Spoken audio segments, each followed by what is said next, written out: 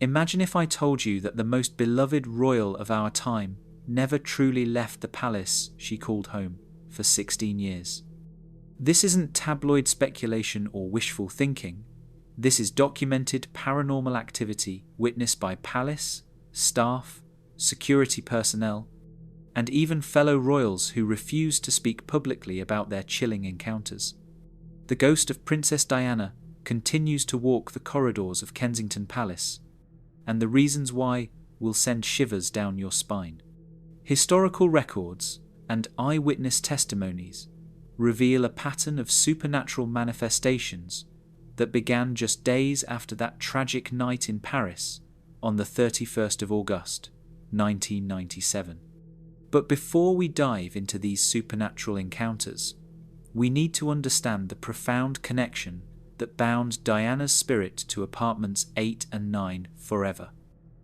Our story begins in 1981, when a shy 19-year-old kindergarten teacher named Diana Frances Spencer first stepped through the imposing gates of Kensington Palace as the new Princess of Wales. What she discovered was not just a royal residence, but a place steeped in centuries of tragedy, heartbreak, and unresolved spiritual energy that would profoundly shape her destiny. Kensington Palace, originally built in 1605 as Nottingham House, had been the favoured residence of British monarchs for over 70 years during the Georgian era. The Baroque-style palace, with its red brick facade and elegant gardens, housed apartments divided among various members of the royal family. Diana and Prince Charles were assigned the double apartment comprising numbers 8 and 9 on the north side of the palace, a 20-room residence that would become both her sanctuary and her prison. According to historical documents from the Royal Archives, Kensington Palace had already established itself as one of Britain's most haunted royal residences long before Diana's arrival. The ghost of King George II, who died in the palace in 1760 while waiting for news from his native Hanover, had been witnessed countless times staring from windows toward a weather vane, eternally asking in his German accent, "Why don't they come?" Queen Mary II's spirit was said to weep in the Queen's apartments, where she died of smallpox in 1694, mourning the children she never had. Princess Sophia, George II's daughter, reportedly haunted the corridors with the sound of her spinning wheel, carrying out her lonely existence even in death. Diana's apartments occupied the same wing where these troubled spirits had manifested for centuries. The drawing room, where Diana would later receive guests and conduct her charitable work, had originally served as Princess Sophia's private quarters. The dining room, where Diana hosted intimate dinners, overlooked the same gardens where the mysterious man in white breeches had been spotted for generations. Contemporary accounts from palace staff in the 1982nd described the apartments as having an unusually heavy atmosphere, with unexplained temperature drops and electrical disturbances occurring with disturbing frequency. The princess herself spoke privately to close friends about the oppressive feeling she experienced within the palace walls. In a 1995 interview with her biographer Andrew Morton, Diana revealed that she often felt watched in certain rooms, particularly the master bedroom and the nursery, where she later raised Princes William and Harry. "There are too many unhappy women who lived here before me," she confided to her personal secretary, Patrick Jeffson, in 1993. "Sometimes I feel like I'm just the latest in a long line of trapped souls."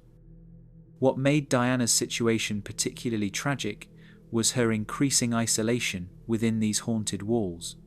Following her separation from Prince Charles in 1992, the apartments became her permanent residence, and staff members noticed a profound change in the spiritual atmosphere of the residence.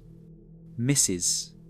Elena Morrison, head housekeeper from 1987 to 1998, would later recall in her unpublished memoirs.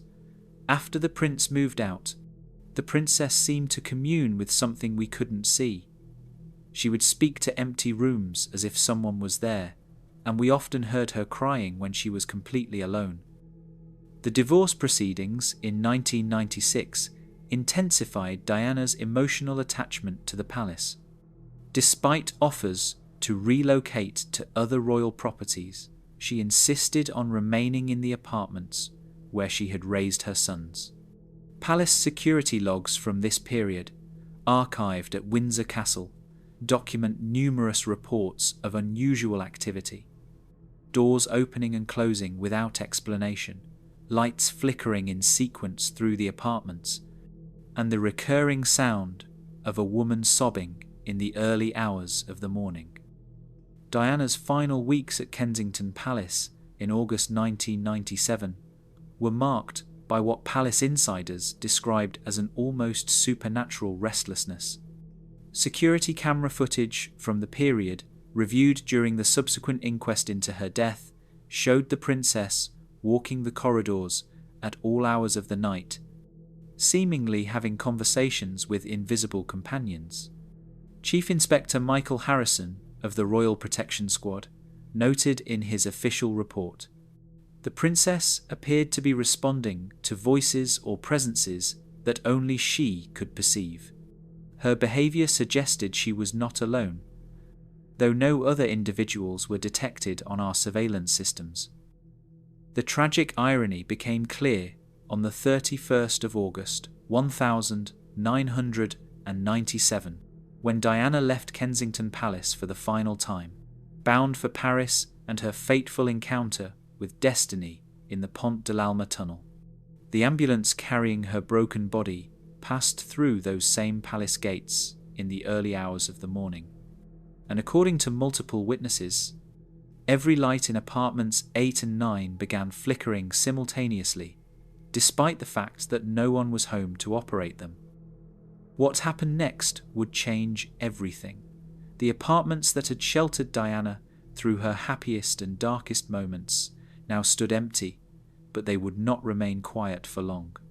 The profound emotional energy she had invested in those rooms, the tears she had shed, the laughter she had shared with her sons, and the desperate prayers she had whispered in her darkest hours, had left an indelible imprint on the very fabric of the building. Little did anyone know that tragedy was about to give birth to something far more extraordinary and unsettling than anyone could have imagined. The woman who had captured the world's heart in life was about to begin a spiritual journey that would transform Kensington Palace into the epicenter of one of the most documented cases of royal haunting in British history. The first documented supernatural encounter occurred just 72 hours after Diana's funeral, witnessed by Thomas Greenfield, a 34-year veteran of the royal household staff who had served as deputy head butler at Kensington Palace since 1985.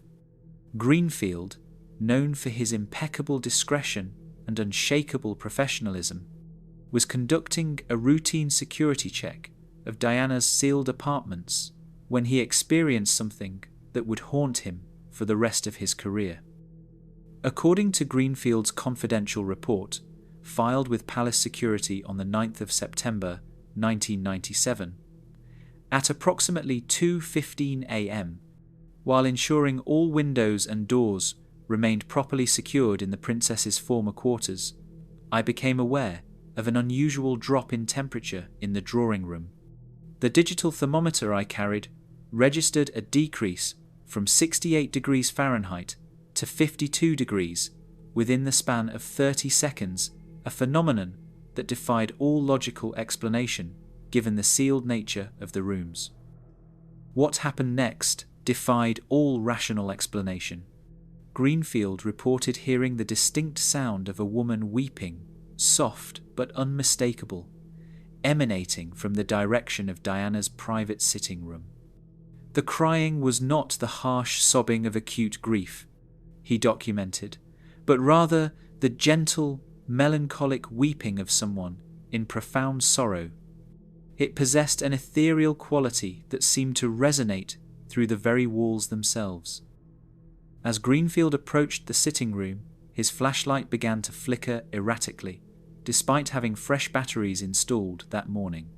The weeping continued for approximately 3 minutes before gradually fading away, leaving behind what he described as an overwhelming sense of profound sadness that seemed to permeate the very air itself.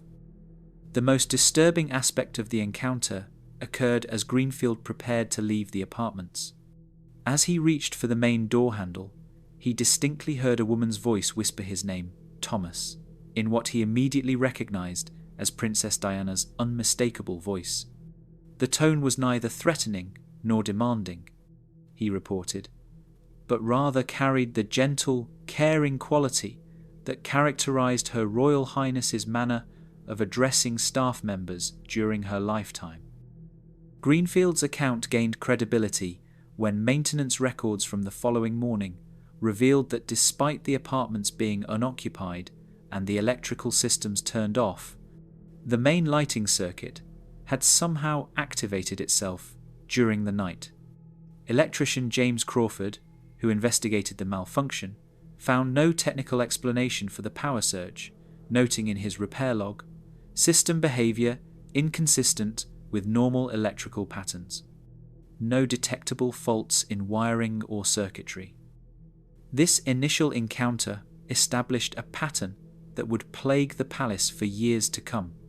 Staff members working in the vicinity of Diana's former apartments began reporting similar experiences: unexplained temperature fluctuations, the sound of weeping in empty rooms, and the distinct feeling of being watched by unseen eyes.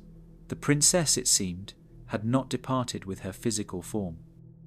The supernatural activity intensified dramatically in the spring of 1998, when Chief Inspector Timothy Johnson of the Metropolitan Police Royal Protection Unit experienced what he would later describe as the most profound and unsettling encounter of my 22-year career in law: enforcement.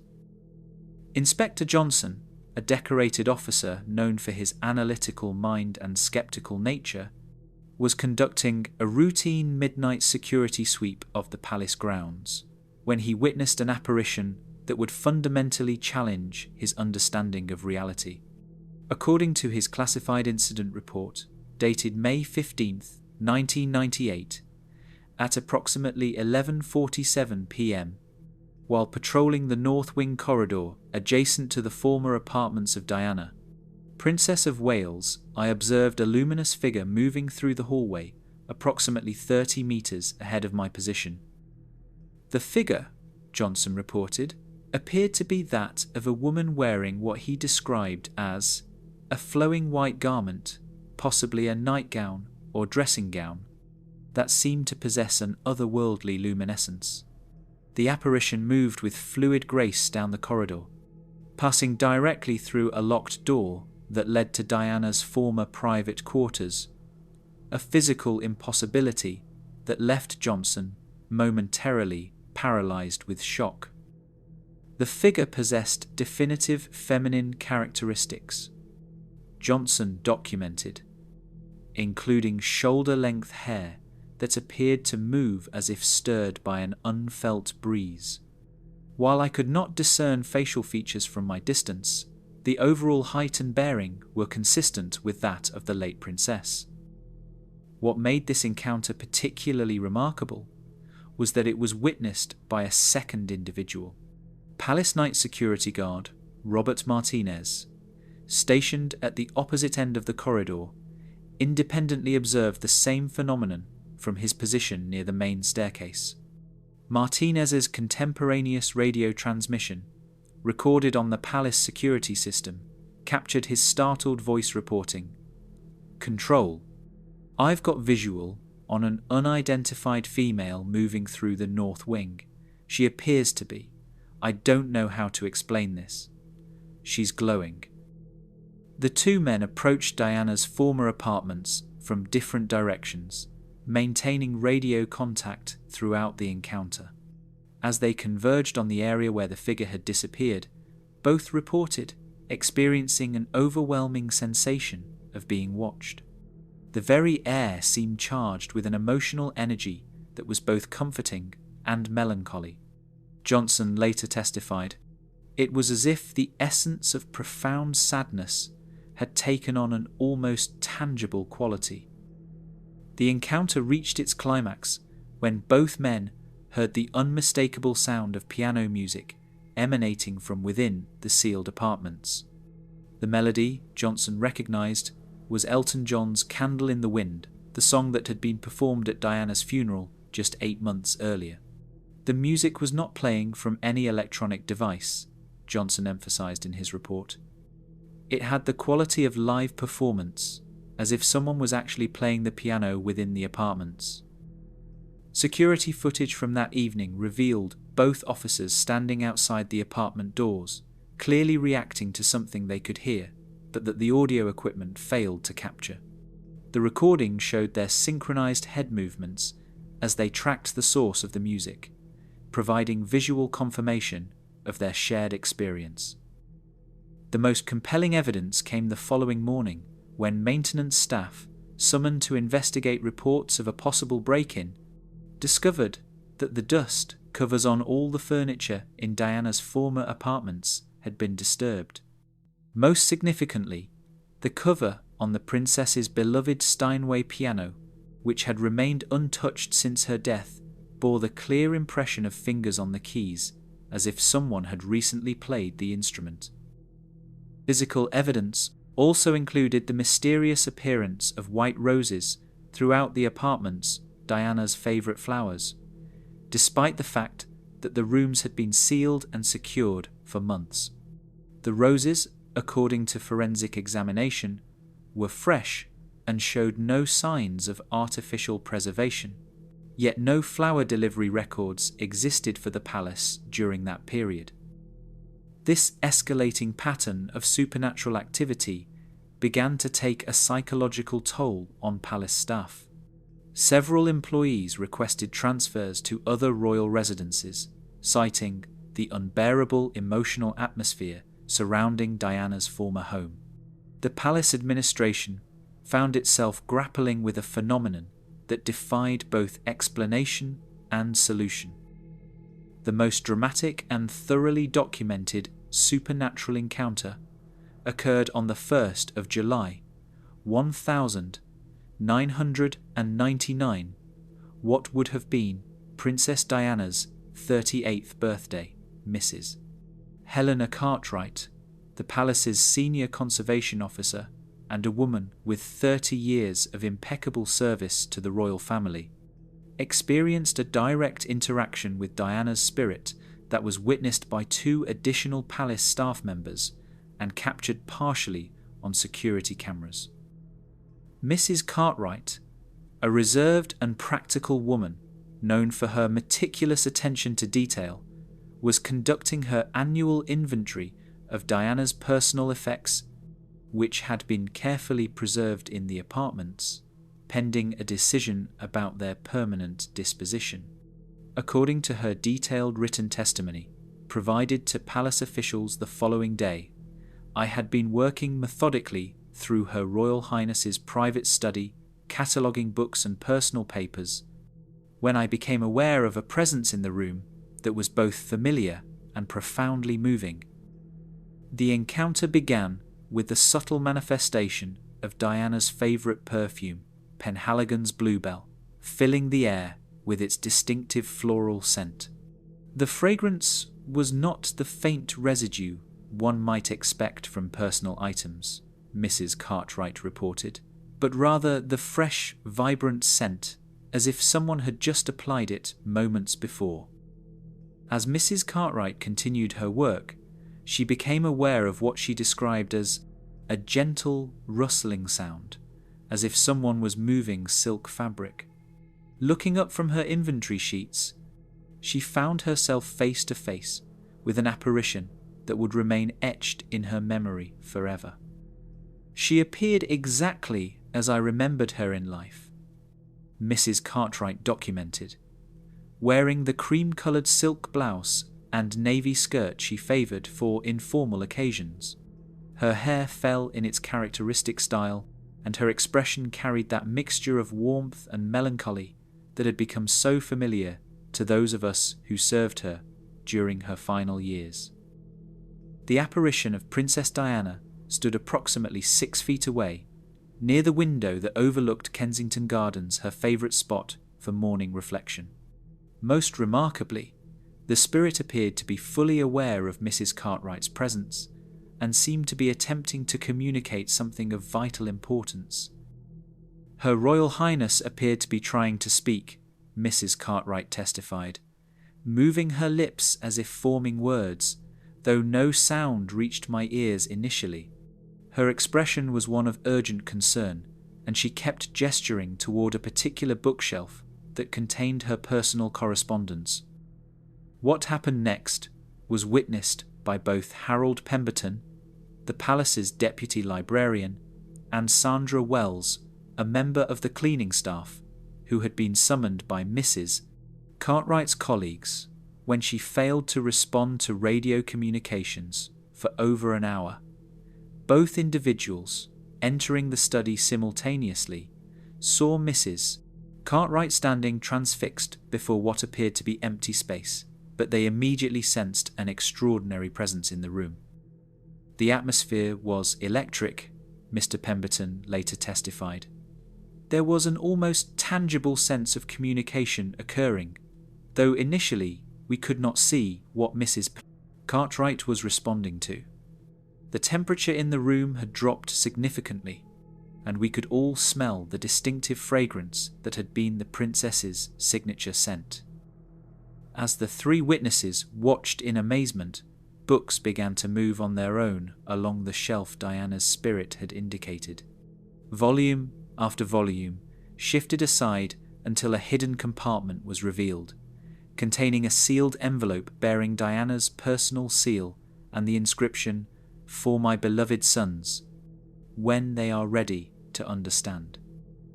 The discovery of this hidden message was accompanied by the most extraordinary moment of the entire encounter. Diana's spirit became clearly visible to all 3 witnesses, and for the first time, her voice could be heard. "Please," she said in the gentle, caring tone they all remembered, "make sure they know how much I love them. Tell them that I am always with them, always watching over them." Mrs. Sandra Wells, visibly shaken by the experience, later provided this account. Her Royal Highness looked directly at each of us, and in that moment I felt such overwhelming love and sadness. She seemed so concerned about her boys, wanting us to know that her love for them transcended death itself.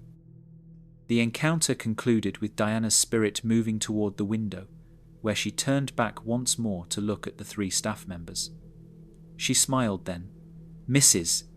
Cartwright recorded, with that radiant warmth that had endeared her to the world. It was a smile of gratitude, as if she knew we would honour her request. Then she simply faded away, like morning mist touched by sunlight. The physical evidence from this encounter was unprecedented.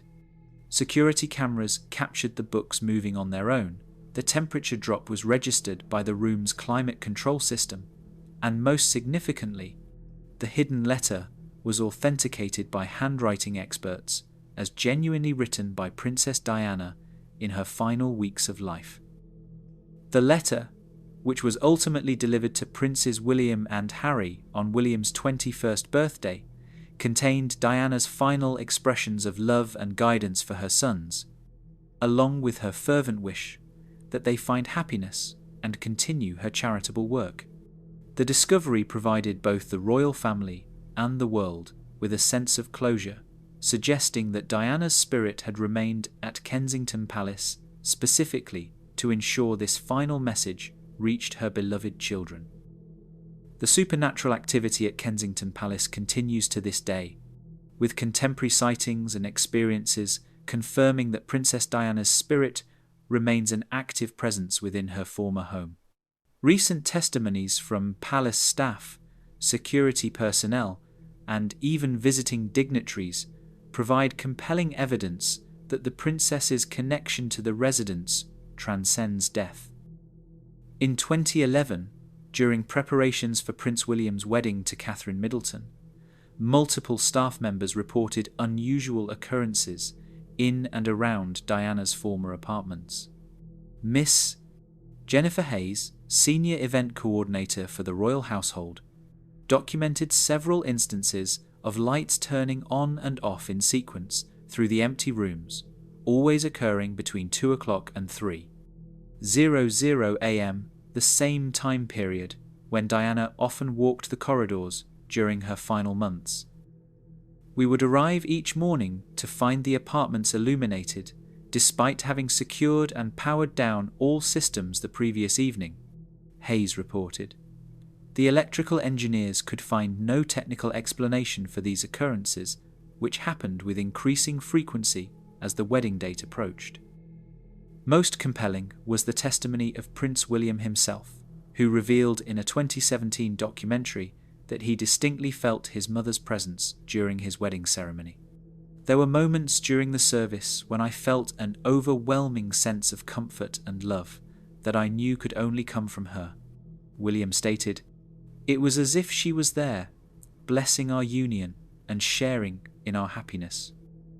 Contemporary security staff continue to report encounters with Diana's spirit.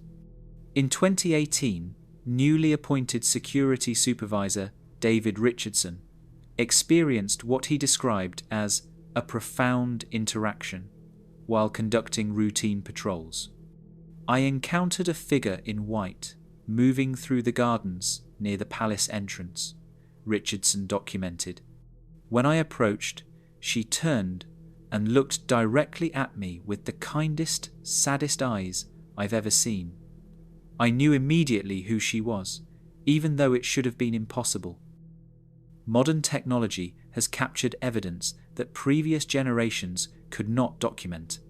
Digital security cameras have recorded numerous instances of unexplained light anomalies moving through Diana's former apartments, and audio equipment has detected what forensic analysts describe as vocalizations in the frequency range consistent with human speech occurring in empty rooms.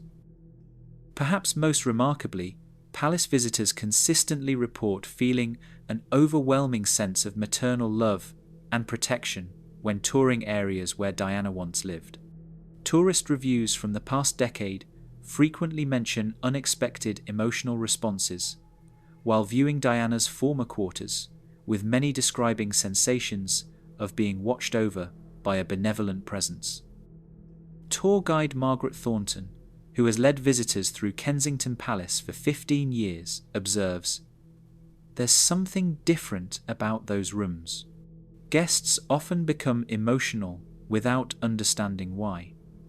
Children, especially, seem to sense something special. They'll wave at empty corners or ask who the nice lady is when no one else is there."